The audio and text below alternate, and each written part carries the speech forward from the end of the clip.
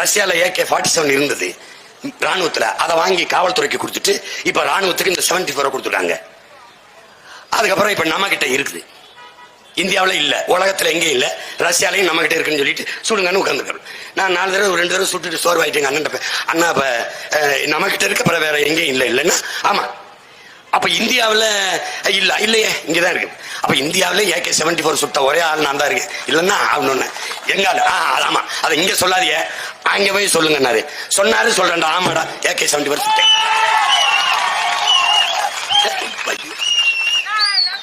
உங்களை மாதிரி 60 வருஷமா பொய் சொல்லி புளிய பொழைக்கிற பிச்சைக்கார பைய கூட்டத்தில் வந்தவன் நினைக்கிறேன்.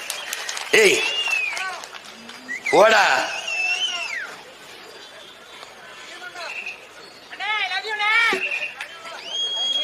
நானும் உன்னை நேசிக்கிறேன்.